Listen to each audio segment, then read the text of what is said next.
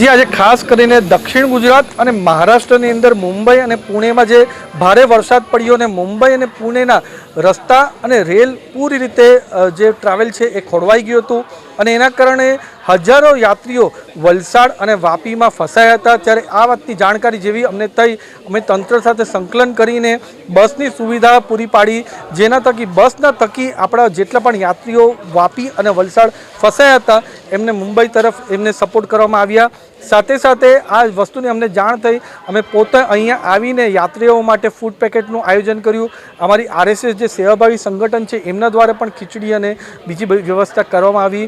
અમારા જિલ્લાના પ્રમુખ હેમંતભાઈ કંસારા, સાથે સાથે જિલ્લા પંચાયતના પ્રમુખ હેતલબેન અને અમારી પૂરી ટીમ અહીંયા ખડેપગ હાજર છે, વાપીમાં પણ ખડેપગ હાજર છે। પ્રવાસીઓને જે પણ સુવિધા આપવી પડે આ સમય પર એ બધી જ સુવિધા અમે આપશું। મારું નામ પ્રજ્ઞા પટેલ છે। આજે વલસાડમાં ટ્રેન ટર્મિનેટ કરવામાં આવી, શું કારણ કીધું અને કઈ ટ્રેનમાં ક્યાંથી ક્યાં જતા?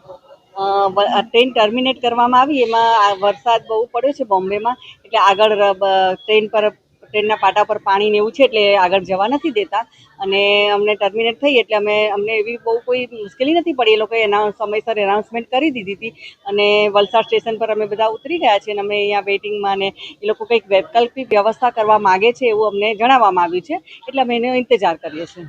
અને જે રીતે ટ્રેનને ટર્મિનેટ કરવામાં આવી, શું લાગે છે અને કઈ રીતનો ત્યાં હાલ છે?